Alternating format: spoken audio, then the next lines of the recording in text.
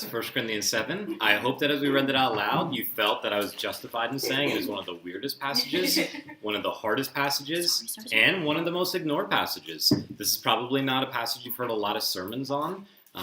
Whenever, if you have been in church and heard any teaching on marriage and singleness, this is probably not the kind of stuff you heard, whatever this even means. And yet, I think that there really is a lot of stuff here that can benefit us and some stuff that really is cool. I do think that part of why it's such an obscure passage, so difficult for us to understand, and therefore ignored, is that our imaginations as modern Western people, we tend to take for granted a lot of things that Paul doesn't take for granted. And he also critiques some things that seem obvious and self-evident to us in the way that we live our lives. And so part of it is just, it's such a different worldview that's coming at us here that it's almost even hard to get your mind around it and actually imagine what it would look like to kind of engage reality this way. But let's go ahead and start off. Like I said at the beginning, there's two sections, verses 1 through 16. He's giving advice to basic groups of people who in one way or another are married. They used to be married, widows, but they're not anymore. They're just married to other Christians. And then this is the one passage in the New Testament, we can talk about this some tonight as well, where there is what you could call mixed marriages, Christians married to non-Christians, and what should Christians do in that setting? In the second half, starting in verse 25, which we can talk about some of that tonight, but next week we'll focus more on the second half. He just gives advice to basically singles. In the ESV, which we read out loud, starting in verse 25, it was now concerning the betrothed. Does anybody have a translation that's different than that? That's not, it's literally in Greek the word for virgin. And so betrothed is an interpretation. I think it's probably right. But the interpretation of the ESV is that this is single Christians who are maybe close to getting married, maybe want to get married, but aren't quite married.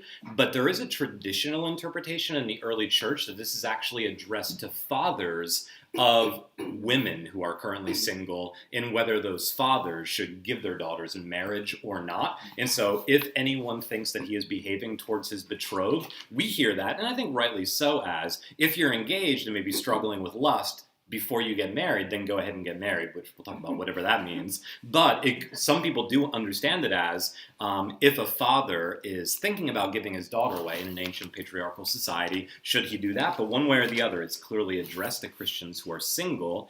And again, in the middle, verses 17 through 24 is really the heart of the passage. 3 times, first sentence, verse 17, middle sentence, verse 20, final sentence, verse 24, he repeats the same advice 3 different times. He says it slightly differently each time, but it's basically the same thing. And I actually think that this statement that's repeated 3 times is basically the sole point of the whole chapter, which is whatever condition you were in when you were called, stay put, just stay there. That's basically the point of the whole chapter. And everything he says to married Christians in the first half, and everything he says to single Christians in the second half, is just an application of that advice to different situations. And so we're going to see, what does that mean? Why does he argue that? But that's kind of an overview of the structure of the chapter. For now, let me throw out to you guys. What stood out to you when you heard this and read it? What observations were there? What seemed weird? What seemed unclear? What stood out to you as particularly significant or interesting? There's so much there. Jen? Should this read as very biased towards singleness as Paul was, I guess, a single man? Yeah. It sounds very much like get married if you must. Yeah, it really does. Single is where it's at. Yeah, so we'll, both tonight and next week, we'll talk a lot about that. For now, I'll say this chapter, even though I do think that part of the reason it's difficult for us to understand is that it's just so removed from so many of our basic assumptions as modern Western people, even modern Christians. But part of it too is, and for those of you who've been studying 1 Corinthians all semester with us, that 1 Corinthians is a polemical, ad hoc, responsive letter. And if you look at verse 1, we did this at the beginning of the semester, but verse 1 says, now concerning, and that's the first time this little phrase shows up, but it'll dominate the rest of 1 Corinthians. And every time the little phrase, now concerning, shows up, and you can even see it in the rest of verse 1, now concerning the matters about which you, the Corinthians, wrote to me, Paul, that it's always a cipher or an indication that Paul is responding to a question they have previously asked him already. And so this is not Paul. To think about it this way, if Paul was giving a talk in church or in a lecture hall. Paul, tell us what you think about marriage and singleness. This is not what he would have said. This is not what he would have created from scratch. This is a Q&A session and him saying something in response to, one, a question, and two, a very loaded question. And so just understanding the context, so I mentioned this earlier, and this will go out in an email. Next Wednesday, the reason that these two groups are combined next week too, I'm giving a seminar down in Greenwich Village next Wednesday night on the command that's everywhere in the New Testament for slaves to submit to their masters, even to the unjust ones, even to the abusive ones. And all of you, to one degree or another, are aware, very few passages have been more abused in church history than those passages, and very few passages make the average modern person be suspicious towards the Bible and Christianity than that kind of stuff. And for now, I'll just say this, that the early church was predominantly made up of slaves, women, the uneducated, and those low on the socioeconomic ladder. And in a patriarchal society, a non-democratic society in which the church was committed to nonviolence, so they weren't going to do revolution, even if they could have pulled it off, which they couldn't have, there was no way to change the system.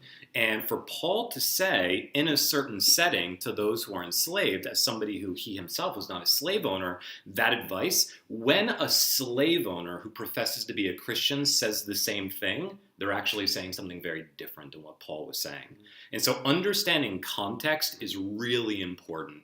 And so understanding, one, what is the question the Corinthians are asking Paul, and how does what he says here respond to it, rather than thinking, oh, is this just what Paul thinks about marriage and singleness in general? Now, that doesn't mean that he's just making up answers. Presumably what he says here flows out of what he believes.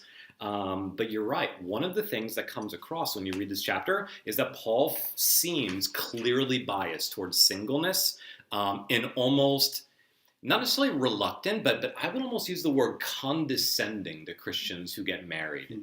Almost like, well, if you have to, okay, you haven't sinned. Like, oh, thanks for the affirmation that I haven't sinned on my wedding day. Can you just imagine Paul doing the ceremony? Like, these two wussies spiritually, they're not sinning right now, but they are wussies. It's kind of the impression you get in this chapter. And he does, like, there's a sense in which the conclusion to the chapter is verse 38. So then, conclusion. He who marries his betrothed does well. That's a little better than you haven't sinned. There's some affirmation there. You've actually done something well. But he who refrains from marriage and stays single does better. That's a strong statement. And at the beginning of the chapter, he says, I wish, if you need to get married, you can, but I wish all of you were like me, single. Probably a lot of you know that the Apostle Paul was single. What some of you might not know is that there's actually a big debate about whether that was always true. A lot of Christians on a popular level tend to just assume that, like Jesus, Paul was always single. I actually think that's unlikely. I think it's much more likely that he was married when he was younger, and that either, and not that we need to get into too many of the details, but either he falls into the category of the widows, that his wife has died at some point in the past, or that when he converted to Christianity, she left. Because he would have been considered kind of a heretic. But one reason that that's helpful is, one, just to know that Paul is speaking probably, again, we don't know that for sure, but I think it's overwhelmingly likely that he was married when he was younger for various reasons. One is in Judaism, it wasn't an option to be single. Once you were older, you would actually be considered to be sinning against God's creational purposes. That's kind of a Christian thing, the idea that singleness is an option. But also when he says, and we even kind of laughed, and rightly so, but in verse 28, one of the reasons he gives for staying single is, I would spare you worldly troubles. And that sounds like someone who's speaking out of experience, which is, for all of the desire that I'll be happy if I get married, it does introduce you to a world of new pain and trouble. And Paul's being realistic about that pastorally. And so that's the last thing I'll say for now. I'll throw it out to you guys. I do think Paul is speaking ultimately out of his convictions, but there is a very pragmatic aspect to this chapter too. He's just speaking very pragmatically about how life actually is in a fallen world. Okay. Do we know what the question was Okay. asked?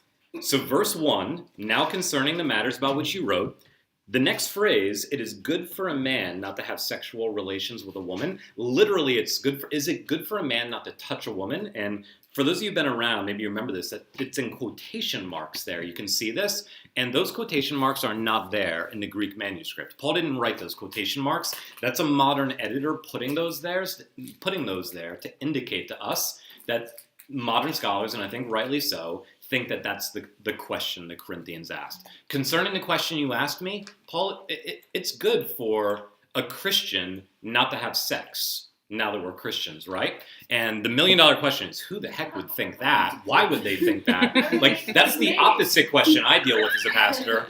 Like, Nick, now that I'm a Christian, I should just be sexually pure the rest of my life, right? It's like, oh, okay. I've never had that question in 15 years of ministry to college students and grad students. But it is helpful to know, one, and again, even this question can be too theoretical too quickly. Again, we're speculating here, we're doing some mirror reading, but I think we do. The previous chapter 6, verses 12 through 20, was almost the exact opposite of this question. It was, guys, stop going down the street and having sex with prostitutes. And here, all of a sudden, the question is, it's good for a man not to touch a woman, right? And so let me suggest this, which not all scholars think, but it is a view, and I find it the most persuasive one. I think chapter 6, verses 12 through 20, is aimed primarily at the guys in the congregation. I don't think too many of the women had to be rebuked about going down the street and paying prostitutes to have sex with them. I think that's classically a guy issue. I think chapter 7 is responding to a question more likely women were raising in the congregation, which is, again, I'm going to be stereotypical here, but especially in the ancient world, which was much more patriarchal even than ours is, where there was not consistent birth control, where women died in childbirth all the time, where men were regularly given moral permission to be awful in ways that women were not and even expected to be better. I think that the most likely scenario is that there are women Christians here who are in deeply difficult, frustrating marriages, and now that they become Christians are wondering if Christianity is a way out of those marriages.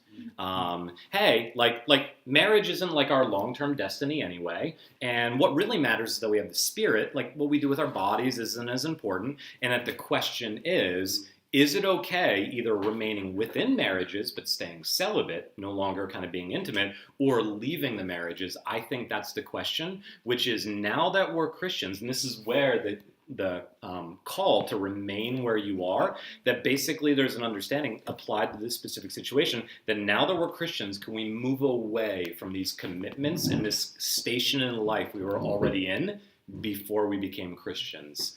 And I think that's the most likely background to what the question is here. Go for it. You said, you're talking about slavery earlier. Yeah. I thought that was an interesting motif that comes up Yes. in this, and how relationships can resemble sort of bonds of slavery. Yeah. Not only marriages, but also with Christ. Yeah. Which I think is an interesting. Absolutely. motif. And I think this is true, that there's some debate about, in verses 17 through 24, that middle paragraph, in a chapter that's all about sex, marriage, singleness, why does he all of a sudden bring up the Jew-Gentile issue, circumcision and uncircumcision, and the slave-free issue?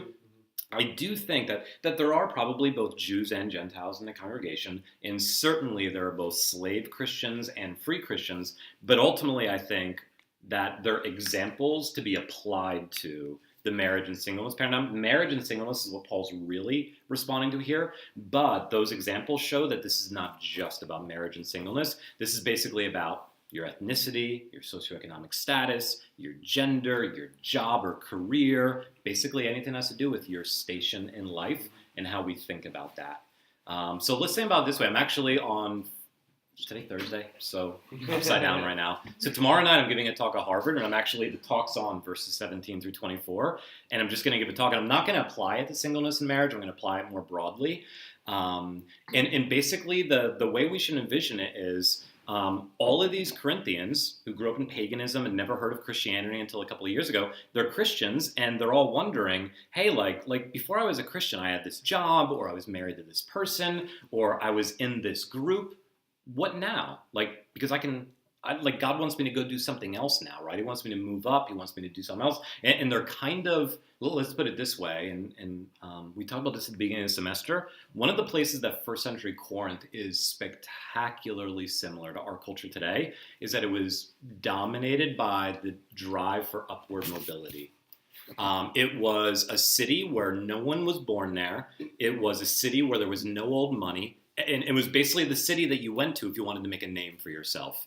And so economically, job-wise, relationship-wise, people were in first century Corinth, very similar to New York today, constantly looking for what's best next, always looking for the grass being greener on the other side. And in that context of relentless drive for upward social mobility, Paul's response is just stay where you are, which is not what the church says in our culture to people when they become Christians. We not only don't say stay where you are, and all of a sudden some of you are like, oh man, this sounds really scary because this is not how I'm planning to live the next 40 years of my life. We'll talk about that as we go.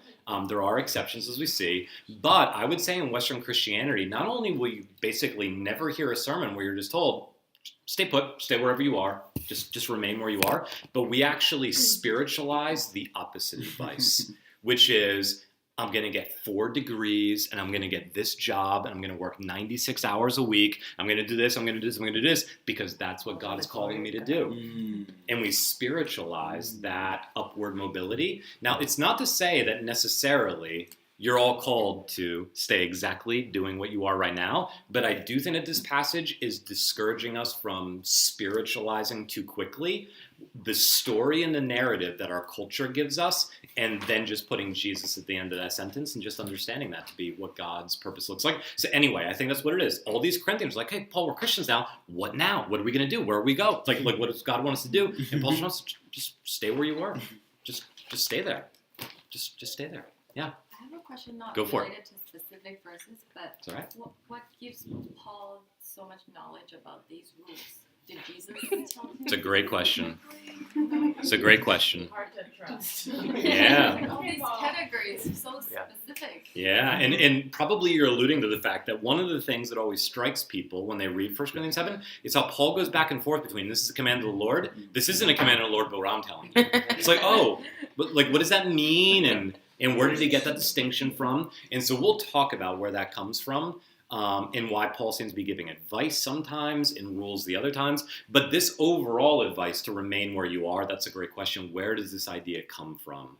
And so that's one of the things we'll do tonight and next week, which is not just try to figure out what does that mean and how do we apply it, but also why is that so central to Paul's understanding of discipleship? And again, in verse 17, after the first time he says it, only let each person lead the life that the Lord has assigned to him and to which God has called him. He immediately says, and this is my rule in all the churches. I'm not just making this up for you guys right here. And the examples of slavery and free and Jew-Gentile shows that it's not just about marriage singleness either. It's about all of life. And so remain where you are in the calling that God has placed you in seems to be really, really important to Paul. And I think it makes sense of what a lot of the rest of the New Testament says. So we'll get into that. But yes, it's very jolting for sure. I think, in my experience, this is one of the more counterintuitive passages in the New Testament, not just for Western people, but especially for Western Christians, because I think, if I can persuade you today and next week, I think we've, in Western Christianity, basically, in Western Christianity, I mean American Christianity today, especially for those who are in the Ivy League or in more urban contexts who have access to education and jobs, that we have done basically the same thing the Corinthians are, which we've spiritualized a narrative our culture has given us, and we've uncritically thought that the gospel is just telling us the same thing our culture already was, and the gospel maybe is saying something a bit different than the narratives and the scripts our culture is giving us on this. And so just be a little provocative, since this is already provocative. At the end of these 2 weeks, I'm basically going to argue that what Paul's saying is whether you are sweeping the floor at McDonald's in the overnight shift or whether you're an Ivy League professor is profoundly insignificant. It's a profoundly insignificant reality. That is not what matters in life. Whether you are in a power position to influence society one day and bend the structures of culture in a more just way, or whether you are just working a blue-collar job making minimum wage, doesn't matter. whether your life circumstantially is filled with a lot of suffering or filled with a lot of opportunity, that is not something to either fret about and be anxious about or something to try to overcome. It's a context within which to understand God's call. And I'll just say this for now, and then we'll move on. In the second half of the chapter, which we'll talk more about next week, did anybody notice that the word anxiety shows up a lot? I want you to be free from anxieties.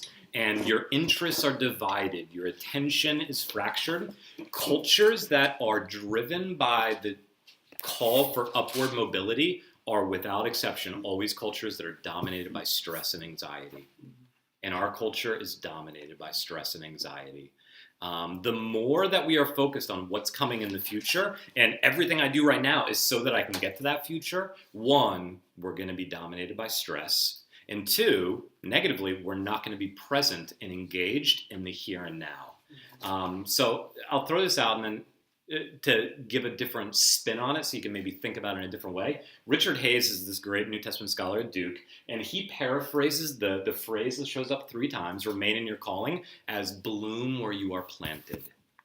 Wherever you are, bloom where you are planted. Be present.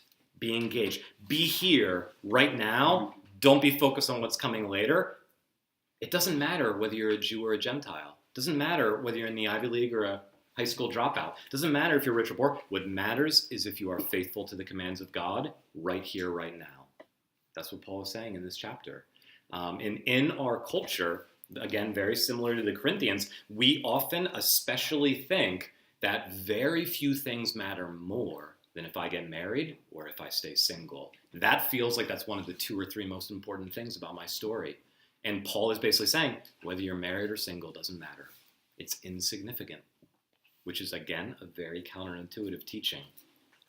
So anyway, throw it back out to you guys. Josh. Yeah, so another thing I think that was striking for me in looking at this was sort of like verse 4, with sort of the authority over bodies, and I think especially compared to the passage immediately above it that we were talking about in 6, was sort of like where Paul is like deconstructing the sense of authority and ownership we have over our own bodies. So I think it's striking to sort of like have that and then jump to the far other and they're like, oh wait, there is an entity that has authority, but it's not you, it's your partner. Yeah. Absolutely. Absolutely. It's a very interesting statement for sure. And basically verses, I've got it up there at the bottom over here, basically verses 2 through 7 are Paul applying just a mainstream Jewish and Christian understanding of marriage and sex, kind of Genesis 1 and 2, to their specific question, which is once you're married, you have both certain privileges but also certain obligations, and you need to fulfill those. So if you're married, stay there. It's basically saying if you're married, actually act like you're married. And so don't withhold sex from your spouse. Don't try to divorce them. Actually, just continue as a Christian to just relate well to your spouse. And within that, he says something that I do think, even though it's not his main point, is pretty radical, which is that both the husband and the wife have this kind of reciprocal mutuality where they each belong to the other.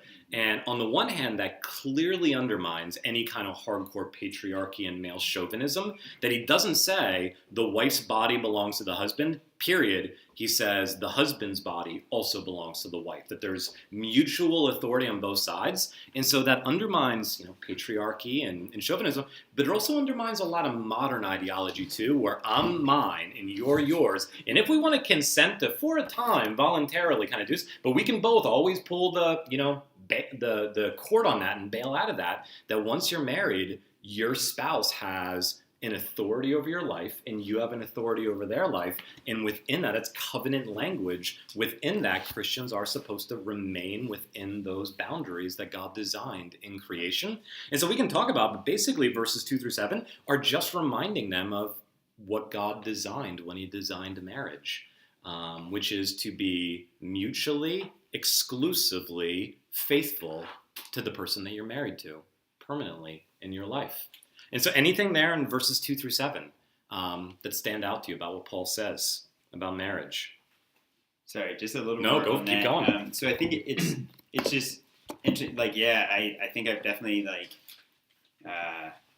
the notion of sort of marriage and sort of the mutual ownership I think is striking. I think it's just funny because he does a lot of work right before to undermine any sense of like human authority over bodies. Yes, right? So absolutely, in Sort of chapter like, 6. so it's there's a bit of whiplash. There feel, is. like sort of where he's Yeah. sort of like, no, don't think that anyone has ownership over this. You are the Lord's. Right? Yeah. Your body is the Lord's. It's the temple. Yeah. And then oh, just kidding. Like, oh, Yeah. there is someone that has authority over Yeah. you.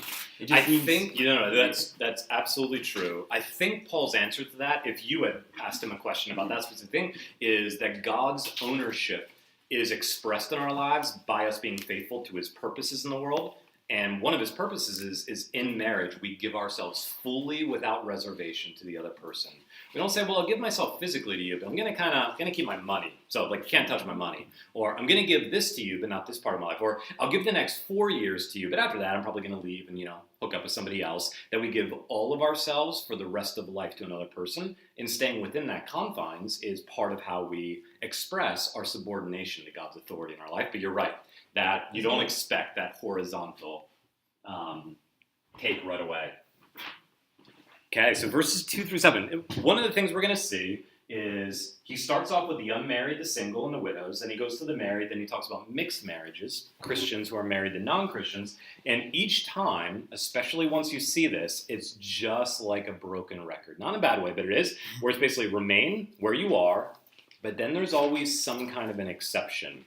And so in verses 17 through 24, the most obvious exception was for slaves. If you were Jewish ethnically when you became a Christian, don't try to remove the marks of circumcision, which might seem really, really weird, but in the ancient world where Judaism, in some ways similar to today, especially in many places, and it's been true for much of history, there was a temptation for many Jewish communities to hide the markers of Judaism so they would not be known as Jews, so that they could avoid repercussions. And so there was this idea that maybe being Jewish isn't consistent with being a Christian, so maybe I'll become a Gentile, not I'm a Christian. Paul says, no, if you're Jewish, just stay Jewish. And if you're Gentile, just stay Gentile. You don't need to become Jewish. And if you're free, don't sell yourself into slavery, which is actually something people did at times because those who are on the lowest rung of the socioeconomic ladder, that if you were enslaved to a very rich master, you would actually, in some ways it was kind of like Israel in the wilderness. At least we had 3 square meals a day when we were back in Egypt. So don't do that. But there is an exception, which is if you're a slave, don't despair. But if you can gain your freedom, then use that. There's an exception to the rule to remain where you are for the slaves. And as we're going to see, for each category, Paul basically says to each station in life, remain where you are is the main command. But then, usually, if not always, there's an exception he makes. So the most famous one, we've already commented on, if you are single, stay where you are, except unless. And if you take the exception, you haven't sinned. But still, he wants them to consider staying here. And why that is, for what reasons that is, we'll talk about that. But let's look at this in verses 5 through basically 7. When he's talking to again, maybe I'm wrong, but let's assume that Paul's especially responding to female Christians who are married to, I'm just going to guess, really difficult guys. And they're in hard marriages, and they're wondering if following Jesus is a way to be liberated from this very difficult, frustrating experience. Whether within the marriage, you just no longer have sex, not have to worry about being pregnant. Maybe, it's somebody who's treated you badly. Maybe somebody you no longer feel all that strongly about. Or whether it's to actually divorce them. And in verse 5, what does Paul say to these Christians who are asking if the gospel is a way to move away from their marriages? What does he say in verse 5? What specific pastoral advice does he give to married couples? It's very, very interesting.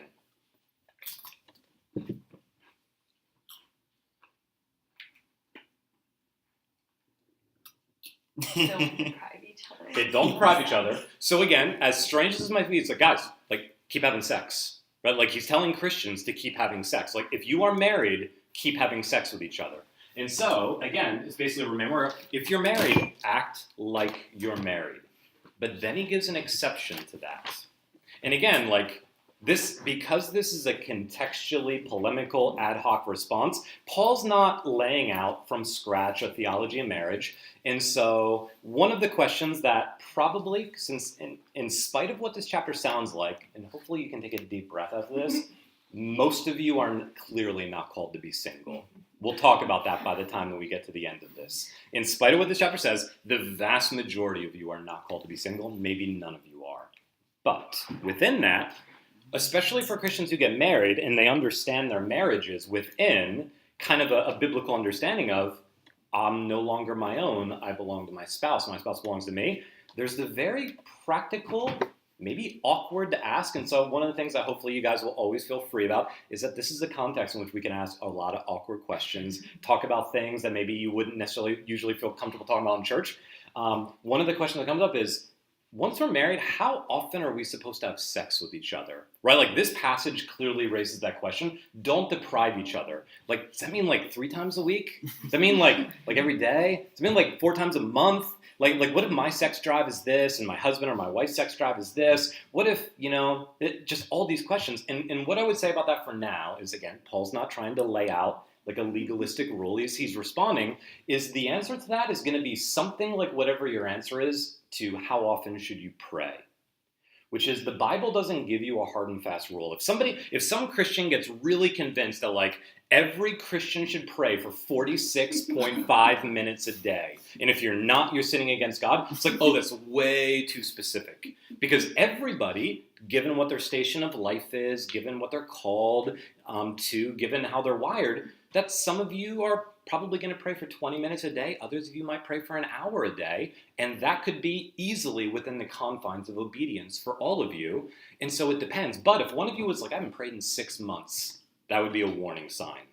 And if others of you are being like, I'm praying like 30 minutes a day, but I just feel guilty all the time that I'm not praying enough, to be like, that's a warning sign too, that you don't understand what this is. And so like whatever it means to pray regularly is what it means to don't deprive each other in marriage. And every married couple is going to be different. There's not a one-size-fits-all, but there is this context that in marriage, among other things, that we give ourselves to one another, not just in terms of physical intimacy, but in every way, in the same way that if you weren't talking to your spouse for weeks on end, and you actually like normalize that, like, yeah, that's not what our marriage is about. We don't actually share what we do in our lives. You're like, oh, you don't understand what marriage is. And so let's talk about that. But does it mean that every married couple needs to spend the same amount of time every weekday night after dinner talking about what they did with their day? No, it doesn't. But it does mean that there's a framework there, and you should learn to kind of inhabit it. And Paul says, if you were married when you became a Christian, stay there. And if anything, be an even better spouse than you were before. But then he gives an exception. And it's really interesting. For a limited time. Okay. To pray. You can, within your marriage, you can have a little break from giving yourselves to each other. And again, I'm going to stereotypically say this is probably the wives who are asking for a break, just like it was probably the guys who were going to prostitutes in the previous chapter. And Paul says, you can for the sake of prayer, but he actually gives 3 conditions for ceasing sex in marriage for a season. 3 conditions. For prayer, what else? What else needs to be the condition for the exception to be fulfilled? Okay, by mutual consent. So this isn't one spouse show up and be like, honey, I decided that we're not going to have sex for the next 6 months. Oh, okay. Right, that's not how this works. By mutual consent, that both people need to, and again, this kind of flows out of the fact that marriage is a covenant relationship, that both of you have obligations to the other. One person doesn't set the exclusive lead. Then again, this undermines in any brute kind of way, like a patriarchal understanding that the husband just dictates what happens. Both of you need to agree, but even then, for prayer by mutual consent, one more condition. For a limited time. Now again, what does that mean? I don't know. But it does mean that even if both of you are like, you know what, like, we're just not really into each other anymore, and mutually both of us just don't want to do this anymore, that's still not an option. That's still not an option. Right? Like, there are obligations here once we're married, and Paul's call is dig into your marriage as Christians, remain where you are, and actually work on it. And so that's the first thing he says. And then starting in verse 6, here's what Paul says. And by the way, this is where it probably does connect to the previous passage. Paul says this several times in this section, that if Christians who are married begin moving away from regularly engaging in sex with each other, that it opens up the door for temptation.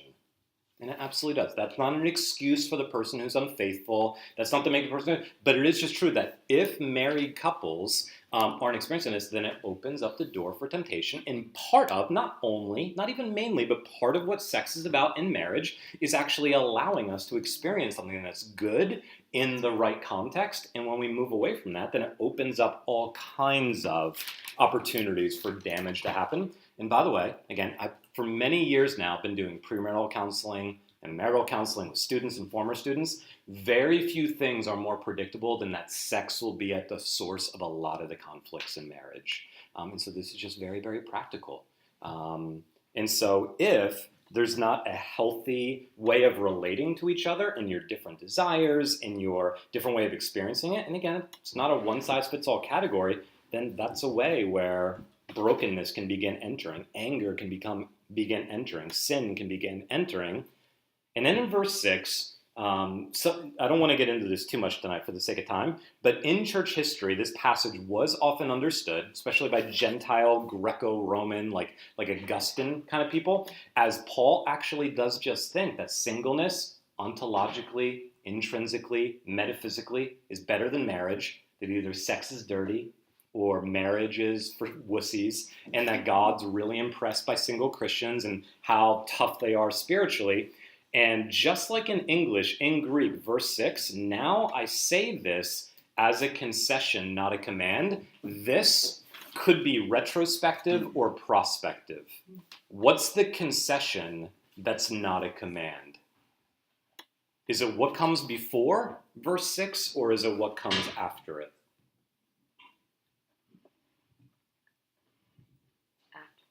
That's what Augustine thought. Augustine thought the concession was marriage itself. I wish all of you were like me, single, but that's not a command, so marriage is a concession to the fact that you're weaklings. And that was Augustine's theology of marriage. He actually thought marriage was, God would prefer if none of us wanted to have sex, if none of us were married, but as an indulgence to our weakness and our physical sinfulness, sex and marriage are allowed. That's almost certainly wrong. One, because it flies in the face of Genesis 1 and 2, but also because literally, Paul did just describe verse 5 as a concession. So here's what he's saying. Guys, if you're married, stay married, except if you want for a brief season by mutual consent to be prepared. But even this, you don't have to do this. If you just want to keep having sex the whole time and just never have a season where you stop doing it for birth, that's also fine. I'm not saying you have to do this. I'm just saying you can. If you want a break, you can have a break, but you don't have to have a break. Like, you just remain where you are. And so there's no category for, like, guys, have less sex, or, like, be more spiritual and don't have sex. Like, that's not a category for Paul. And then he says, yes, I do wish that all of you were like me. And for now, that phrase has really stayed with a lot of Christians, and I think sometimes we hear that a little too strongly.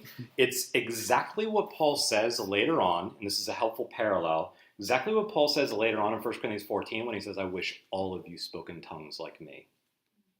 And so whatever you want to say about what the implications of this are for singleness, you have to also say for speaking in tongues. And Paul says explicitly, does everyone speak in tongues? No. And he also says, and I wish all of you spoke in tongues, but even more than that, I wish you would speak 5 sensical words that other people could understand when you're in the congregation. So to simply say, I wish all of you were single as I am, doesn't in and of itself imply that this is like a central burden and priority for Paul. It's kind of like what I would say when I look around, like, I wish all of you were teachers like me. I wish all of you would go into ministry, or I wish all of you thought that basketball was a better sport than football. Like when you experience...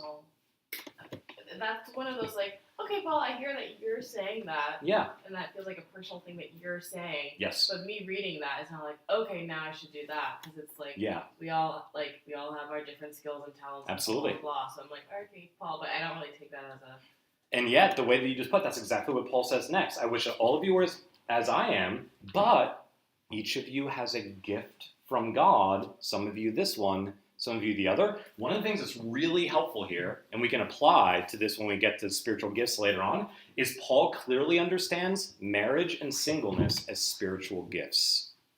That just as some of you are hands and some of you are ears, just as some of you are teachers and some of you are leaders and some of you are encouragers and some of you are the gift of faith or the gift of prophecy, some of you are given the gift of marriage and some of you are given the gift of singleness, and that's what determines which one you're within. Not what Paul wants, but what gift you are given by God. And again, I'll make the argument by the end of next week that the vast majority of you will have the gift of marriage, not singleness. And Paul will talk about how you discern that, which we'll talk about some, but clearly he puts these two categories under the category of gifting and calling, in whichever one you are, just remain there. So if you're called to marriage, remain there. If you're called to singleness, remain there. And again, begs the question of how you discern that.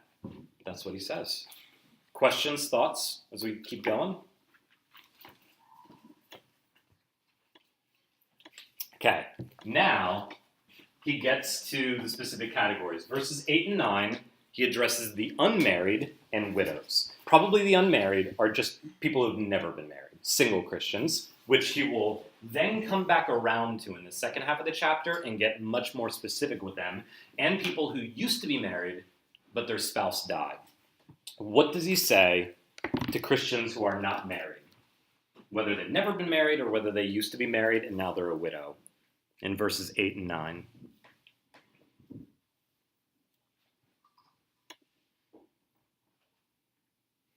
Stay single.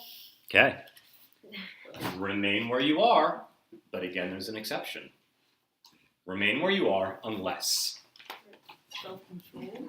Okay, so there's two ways that he puts it, and I think it is referring to the same reality, one from a positive, one from a negative. If you lack self-control, or very famously, especially in conservative Christian circles, if you burn with passion. If you burn with passion.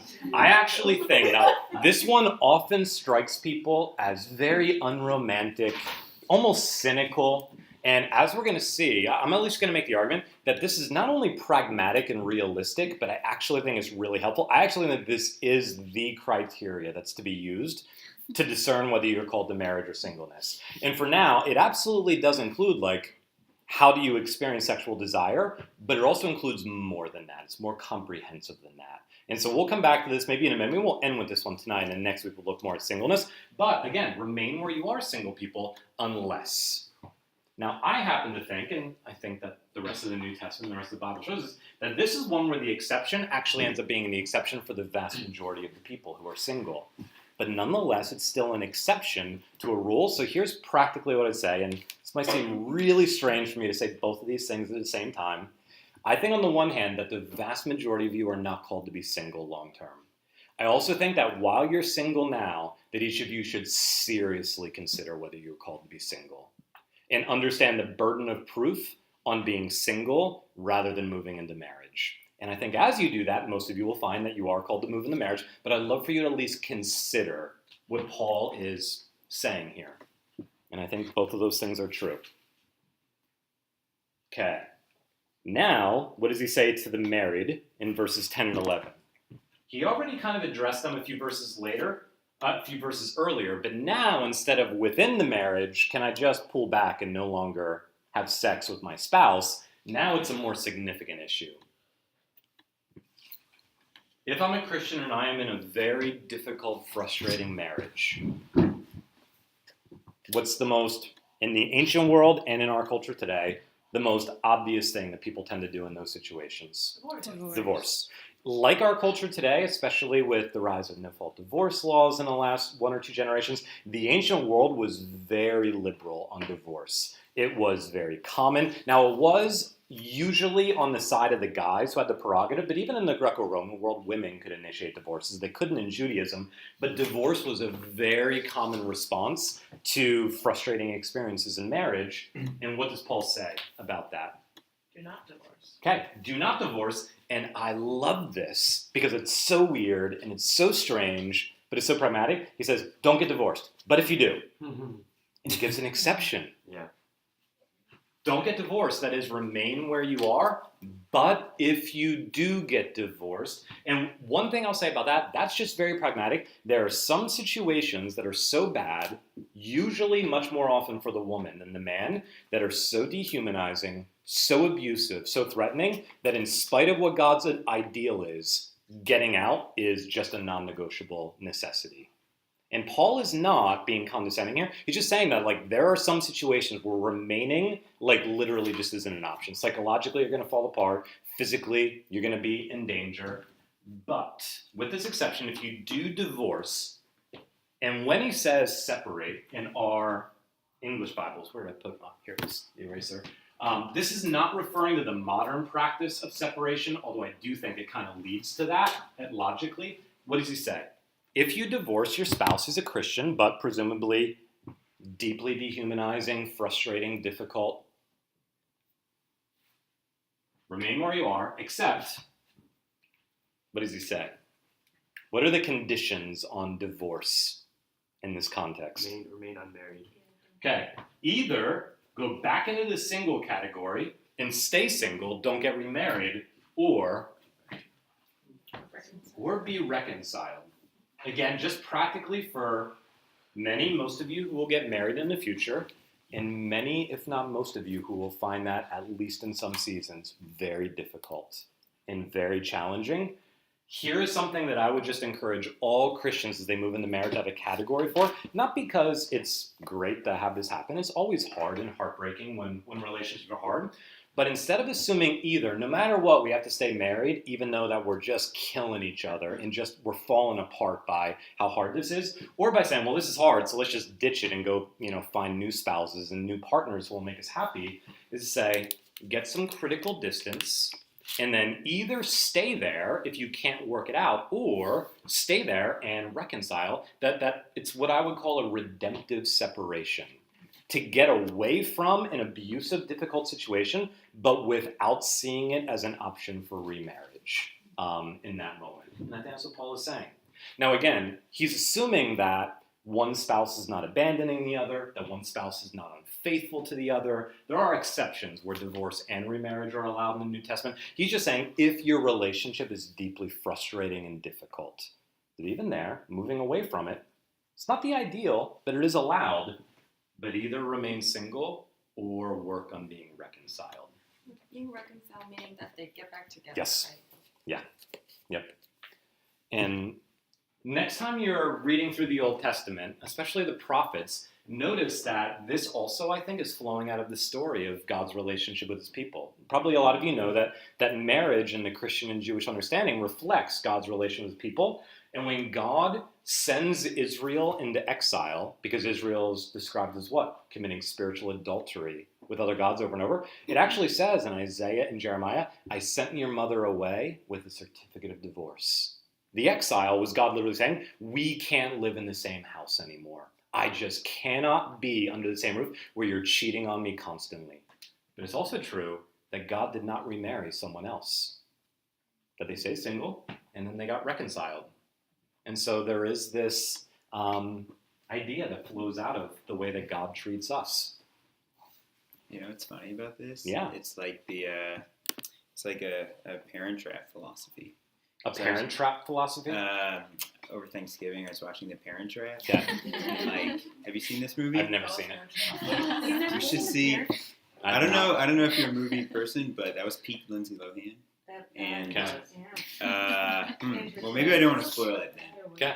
But, No, you can spoil. I'm pretty sure I'm not going to be watching it. I'm going to remain where I am and not change my status. Yeah, so the whole deal is Yeah. like Lindsay Lohan is they're two twins and they meet at camp. They were separated when they were really young because their parents had a falling out. And they come up with this whole thing. They meet at the summer camp. They switch and then what? They're identical.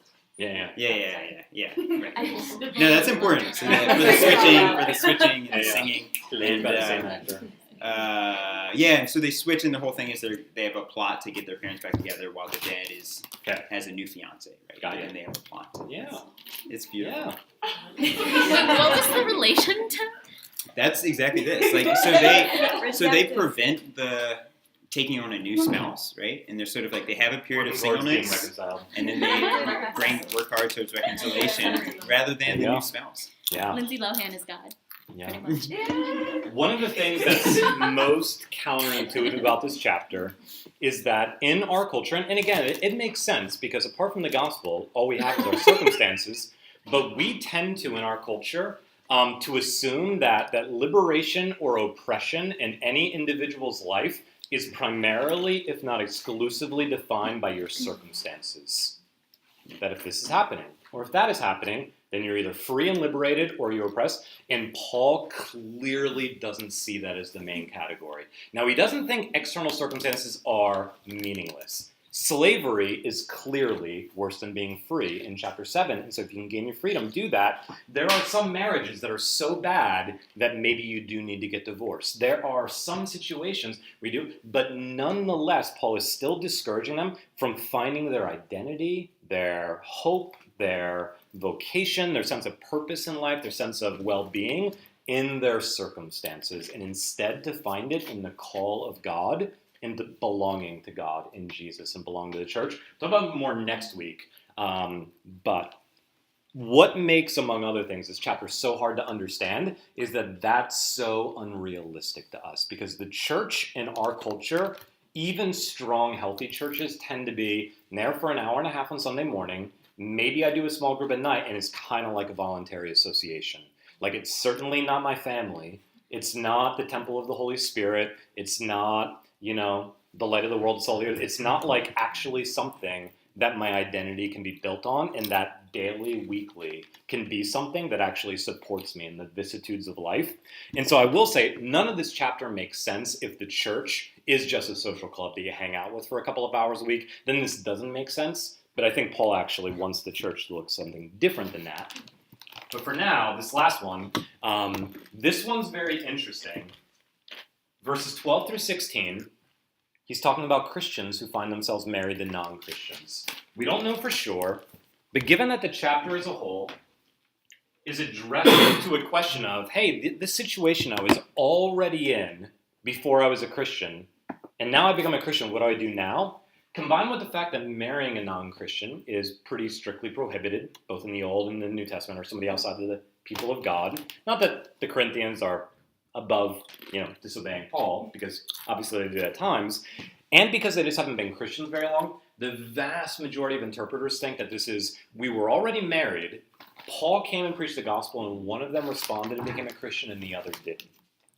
And if there's any situation you think, of course you can move on, because they're this unclean, profane, under God's judgment. And for me to have sex with them, for me to stay married to them, like they're gonna make me unclean. They're gonna taint me spiritually. So of course, I can divorce them and I can move on.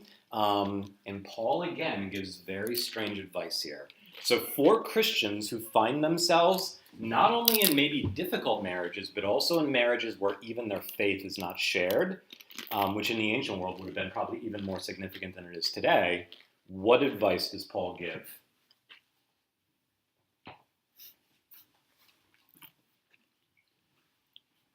Stay steady.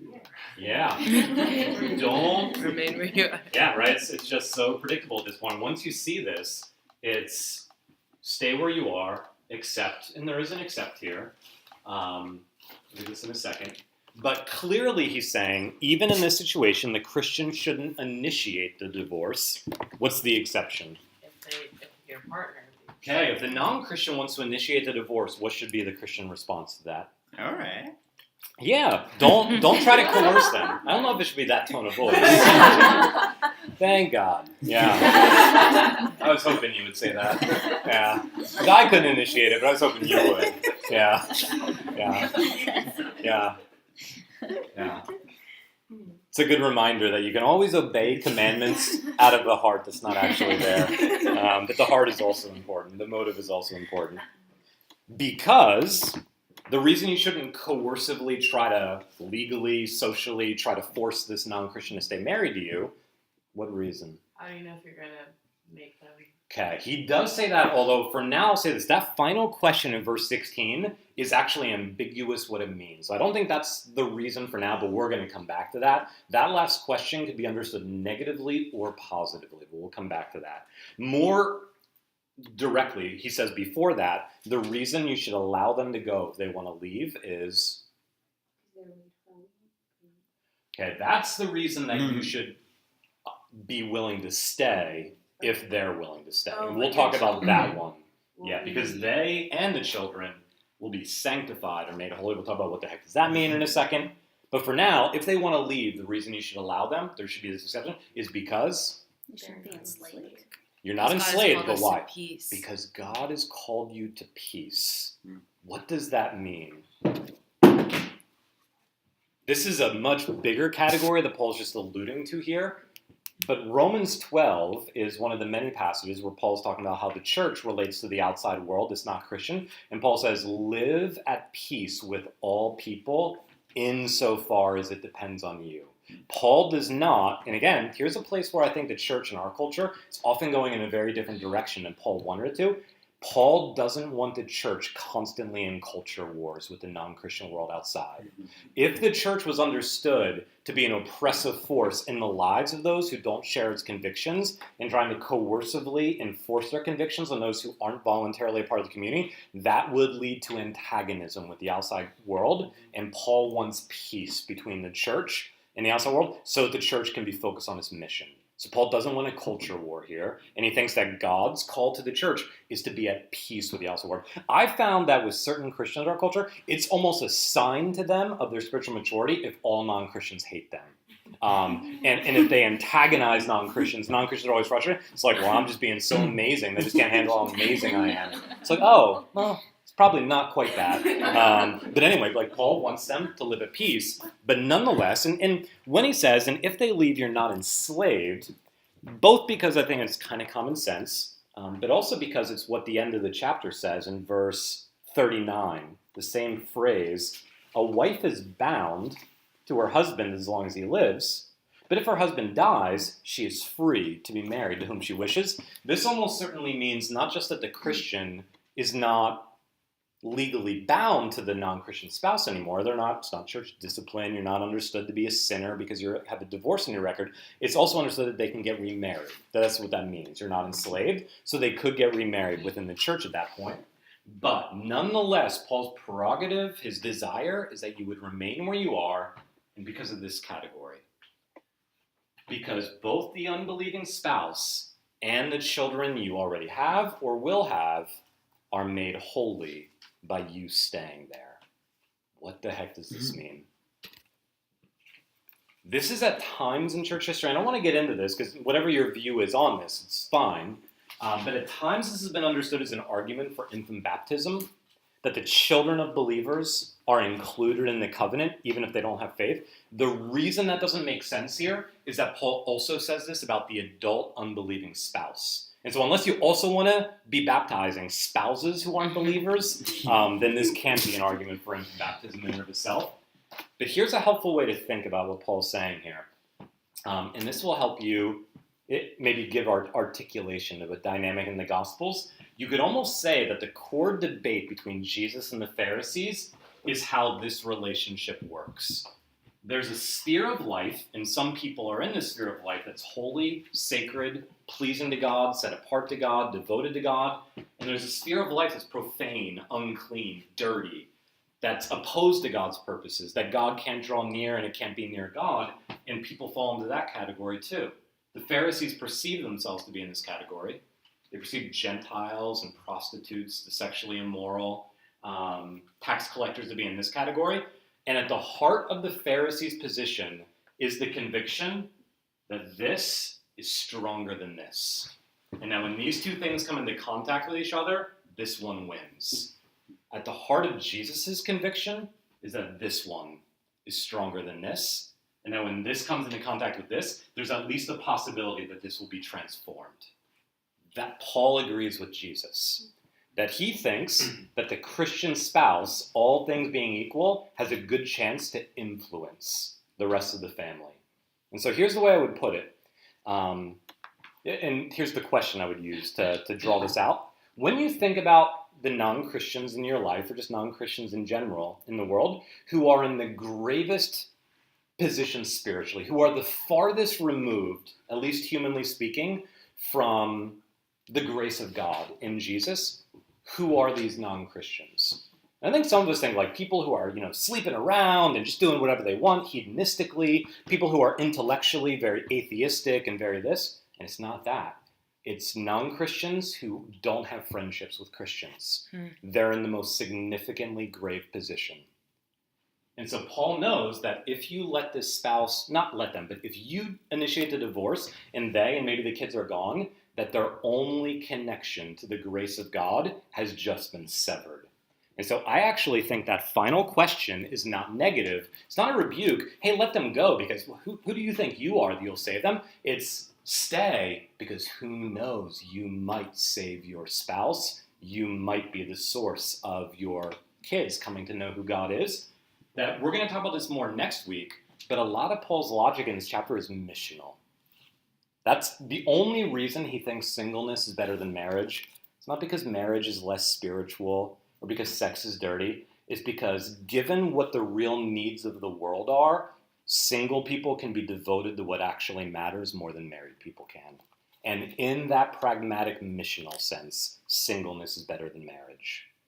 That what actually matters in life, single people have an opportunity to be more devoted to, but even married people, like in this situation, have an opportunity. And so I think this is the logic, that Paul wants Christians to stay married to non-Christians they're already married to, because they might be the source of God's presence and God's grace, but they still have a connection to the church. Next week we'll get into, another we need to stop right now, if you need to run, feel free. Next week we'll get into verses 25 through 40 more. For now, we specifically looked at what Paul's talking about, marriage, but for our last couple of minutes, either questions that this raises for you, or why does Paul want them to remain where they are? What is that about? Let me throw out to you guys first. Or any questions about the specific things that Paul talked about. Yeah, go for it. I missed it, and you said it. I'll ask you after. Don't Sure. But I think the last thing you just said was if you are not, if you're single, you can kind of do this kind of transformation with many people instead of just one, of like trying to influence people to be holy. But my question is, do you have to be in a relationship to make that transformation, or you mean just like you as a person in the world can make that with many people? So I guess my question is, if you can do that in a relationship with your husband and wife, right, or whatever, with your marriage, how come you can do it with more people if you're not married? Yeah, it's a great question. Does that mean you're having relationships with more people? And if I miss this, Partly that. And all of next week will be the second half of the chapter where Paul gives reasons for that. But yeah, and basically it's that. There's this old great quote that maybe some of you have heard by Oscar Wilde, where he's criticizing socialism / communism. Anybody remember his critique? That the problem with socialism is that it takes up too many of your nights. Like there's always like the activistic stress. Like you're always trying to change the world, and so like you just don't have a personal life anymore. Like you're always just so ideologically driven. It just takes up too many nights.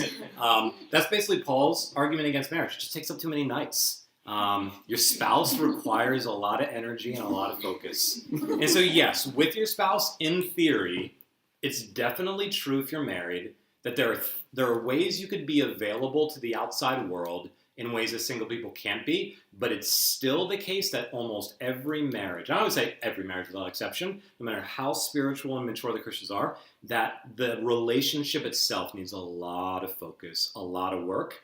And what Paul is saying is your ability to face outwardly missionally will be divided at best because you will have to focus on the needs of your spouse, your kids, your life together, and at least in theory, single people can focus all of their time and energy on being devoted to what actually matters in the world. And so we'll talk about this next week, but here's something to think about this week as we go. Before Jesus comes on the scene, it's not an option to stay single. Here's a more provocative way to say that. If the world had never fallen into sin, no one would be single. Like the creational purposes of God are, it's not good for human beings to be alone.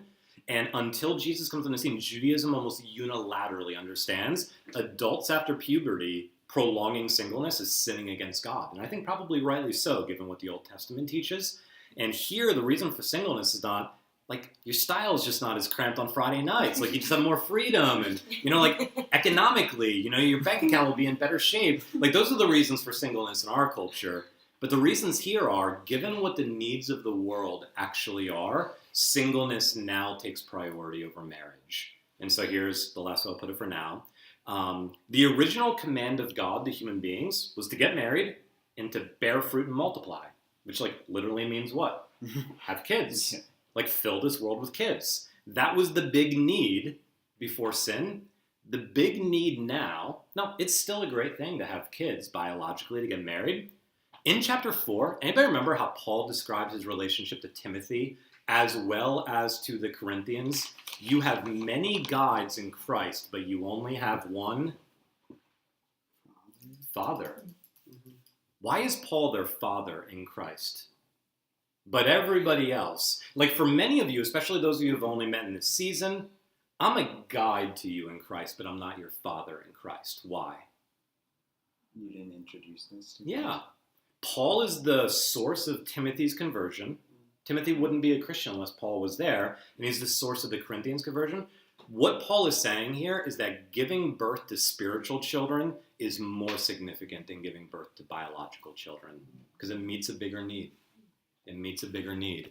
And so Christians who can be fully devoted to that, now you can do both of those, and hopefully many of you will have both biological children and bring people into the faith, but bringing people into the church is more important than giving conception to new human beings, because of the crisis in the world. And so next week when we look at this, you can be thinking about it, but when Paul talks about, at the very beginning of verses 25 and following, in view of the present distress, in view of the present crisis or necessity, what he's talking about is something has happened in the world that changes God's priorities.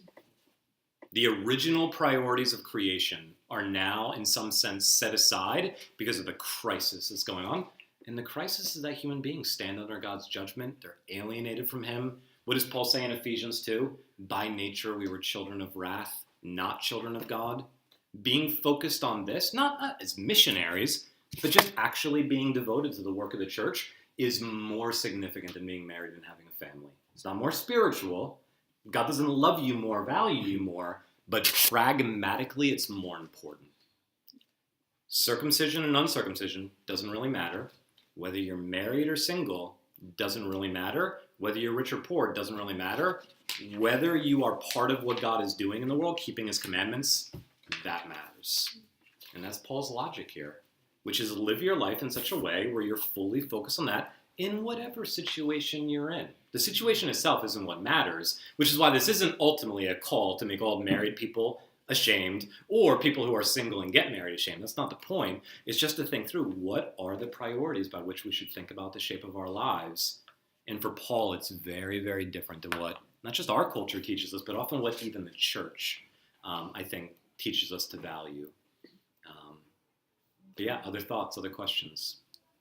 Emily? So this kind of sounds like the Catholic, like priests shouldn't get married, right? Because then priests would be able to care for their parishioners better. Yeah, I don't know Catholic teaching well enough to know exactly what all the reasons are for why priests are understood to need to be single, if it's just pragmatically so that they can be more focused on their congregations, or I suspect there's more to it than that for Catholicism, that there's actually like some kind of a mystical ontological argument. But that said, I don't know the teaching enough. But certainly, again, the way I would put it is, it's just a pragmatic argument. It's given what the needs of the world are, you can be more, put it in biblical categories. If the great call on our lives is to love God with all of our heart, soul, strength, and mind, and to love our neighbor as ourselves, love is defined by other things, by what our neighbors actually need from us. Given what our neighbors need, singleness is a context in which you are able to love your neighbor more than if you're married, pragmatically. And therefore, Paul prefers, and we'll see later on in 1 Corinthians, Paul brings up his own singleness in chapter 9. Later in chapter 7, next week, he talks about it more. But it's this missional call. But if you're married, if you're a slave, if you're this, just stay there, because the context itself is not ultimately what's important. What's important is whatever your context you're in, be focused on being devoted to God's purposes, rather than always thinking, oh, when I finally get married, when I finally get that job, when I finally am this, when I'm finally that, then God's purposes will happen, then my life will have significance, then I'll be happy. And so what I would encourage you guys with right now is to spend some time examining our lives and ask yourself some basic questions like, where are you most distracted and stressed? Where are you most frustrated and discontent? What are the things you're looking forward to in the future? And then here's a more practical question. To the degree that we're driven by this narrative of upward mobility, here's what happens. Paul clearly wants this, that it's not the context of your life, it's the call of God within that context that matters. We tend to think in our culture that it's the context that matters. And so when those two things get into tension with each other, we tend to choose the context. If you're constantly trying to change your condition in any of these categories and you're living to achieve something in the future that you don't have now, here's almost always what happens. One, you're constantly anxious and stressed because you don't know for sure you're ever going to get there. Two, you're not really present here and now. You're not really available to God and to other people. A lot of your mental energy, a lot of your emotional energy, a lot of your thoughts are just plotting and planning how to get to where you want to get someday. You're not really here. You're not really now. And so be mindful, be present, be engaged, bloom where you're planning right now. And most significantly, at least in what can happen negatively, is very few things, for those who are committed to their relationship with God in some basic sense, very few things end up being a source of disobedience or at least lukewarm obedience as this dynamic. If you're always striving for something that's coming in the future, obedience tends to get postponed and deferred. I'll have a normal prayer life when I get there. I'll be financially generous once I'm there. I'll get this pornography thing under control once I'm there. I'll actually go to church every week and prioritize that once I'm there. Actually read the Bible on a regular basis once I'm there. I'll actually pay attention to what my neighbors around me need once I'm there. That's what Paul is arguing against. What you need is not to be there. What we need is to be here right now in whatever the context is, and actually keeping the commands of God, being Christ-like. And so I'll end with this, and then I'll throw it to you guys if you need to run. Here, I think, is the central disparity between Paul and us. We tend to think that what would be most effective for the kingdom of God is if you got to wherever you're going to. If you got that Ivy League position in the future, if you got that high-paying job, if you got to a place of influence in society, if you were married and weren't always struggling with loneliness and lust anymore, or whatever, if you got there, then you could really be useful to God's purposes in the world. Paul thinks that the circumstances of your life are almost totally irrelevant for whether you can be used by God or not. That there is no advantage to the kingdom of God if you are higher on the totem pole or lower on the totem pole. And so at the very beginning of the letter, Paul is almost certainly alluding to it here. Remain in your calling, brothers and sisters. Do you remember how the letter started? Chapter 1, second half of chapter 1. Remember, consider your calling, brothers and sisters. Not many of you were wise. Not many of you were Ivy League students. Not many of you were rich. Not many of you were in roles of influence in society. And God chose you on purpose because that's the kind of people he works through. Any assumption that what we really need to be is wise, powerful, rich, forgets what the gospel is. God doesn't change the world the way the world tries to change the world. God changes the world through the church. And so, and many of you have heard me say this before, and so I'll just end with beating my dead horse drum that I always love to beat. There is nothing more significant in any of our lives, individually or corporately, positively or negatively, than whether the church is faithful to imitating Christ and being Christ-like. In any given individual Christian's life or any church, nothing is more significant than, man, I hope in this church there's like some real shakers and movers who have some really important jobs that God can work through. It's not what important. It's whether this church actually is devoted to their neighbor's needs, actually pursuing humility and mercy and generosity and Christ-likeness, And if churches aren't doing that, the purposes of God are totally frustrated. And so this is what Paul is saying, that what matters is remaining where we are, again, to use Richard Hayes' language, to bloom where we are planted. And so we just encourage each of us to think about the different areas of our lives where we're tempted to think that what's most important and paramount is to not remain where we are and to get to where we're going, and instead think about what would it look like to remain where we are. In each of your lives, there are exceptions, the most significant one of which for most of you will be singleness. Most of you at some point will move into marriage, and that's fine. And so maybe practically, here's what it is.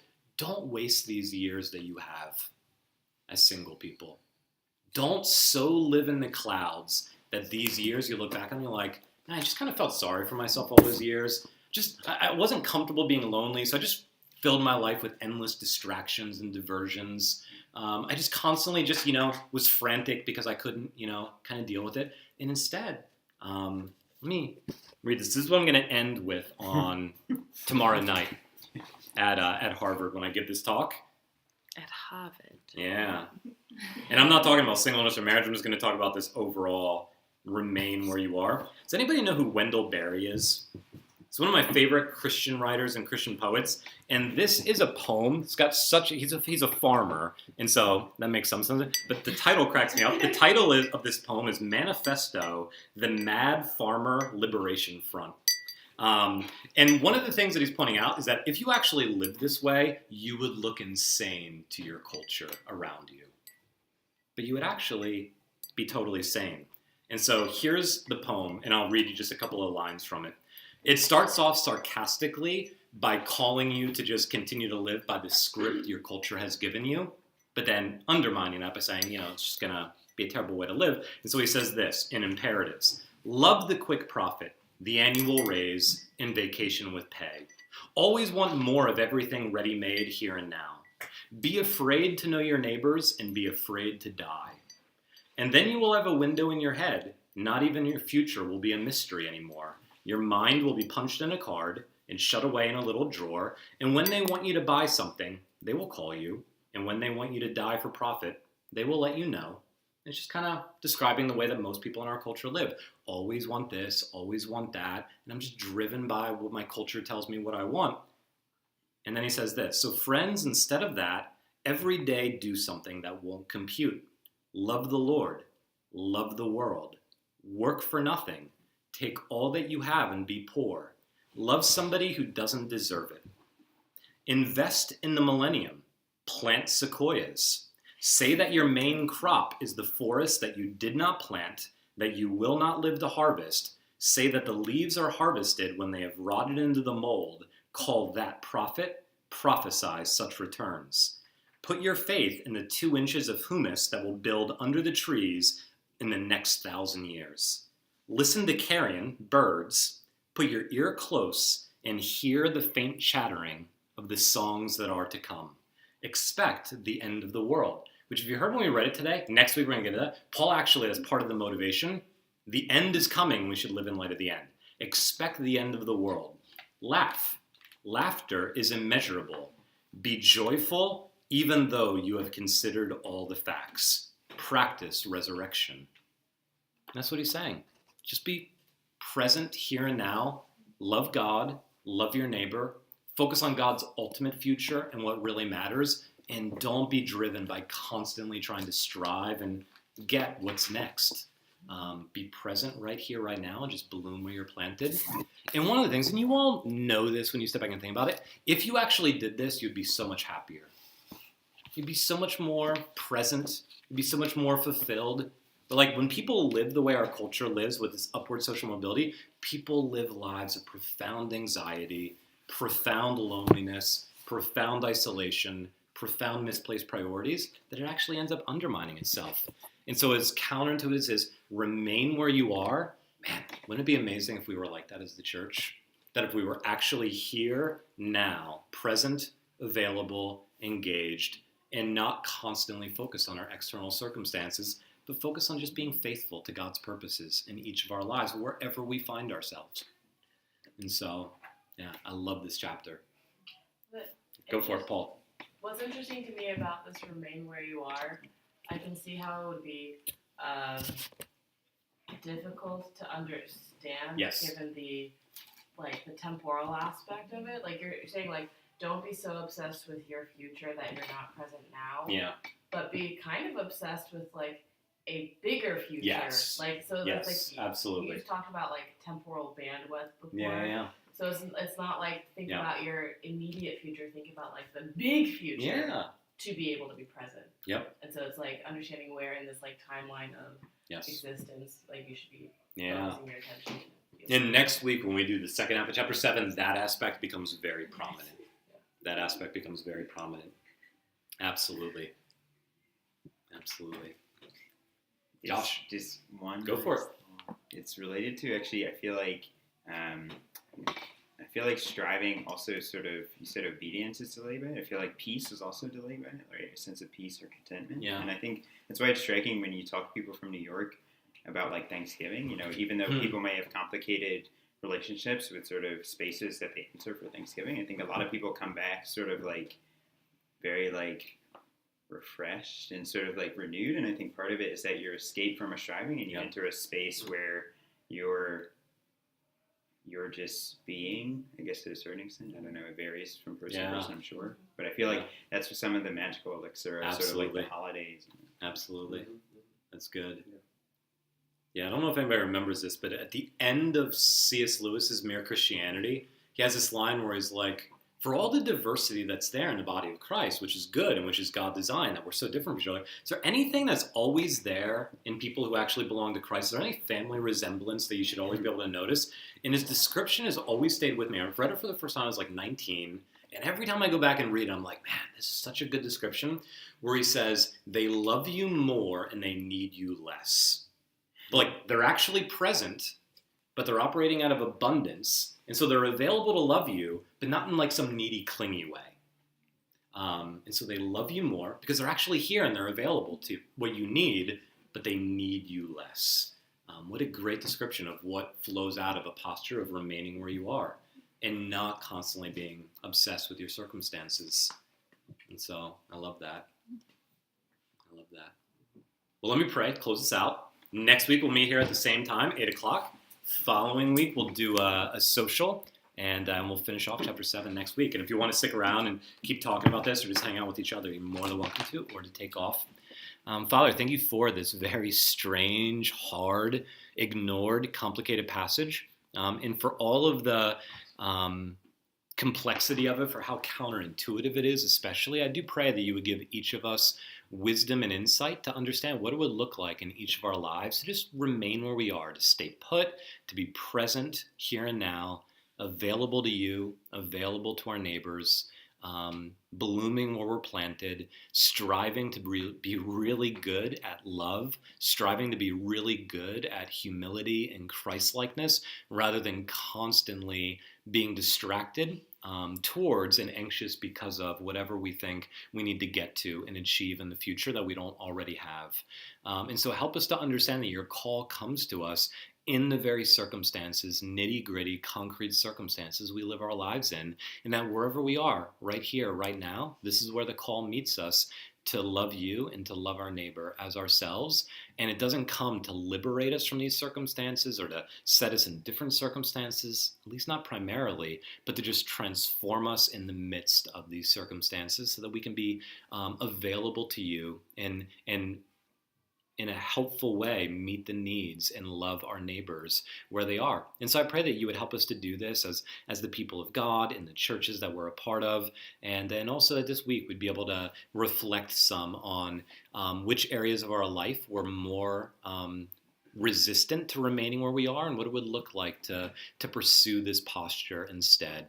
To realize that ultimately our station in life, our ethnicity, our gender, our marital status, our economic standing, our career path and opportunities, that those things are ultimately profoundly insignificant if the gospel is true, because what really matters is being devoted to build up the church, to reflect God's image, to love our neighbors, and to be Christ-like here and now by the power of your Spirit, and in that way be used by you as your people. And so help us to grow in this posture, and in that way, reflect your image and to love other people well. So thanks for everybody's here. I pray that you have a good rest of the week, and especially as the semester comes to an end in the next few weeks, and Christmas break comes, and there's just time to hopefully slow down, even be with loved ones over the holidays. I pray that you would give us each time and space to really pursue this and dig into this a little deeper.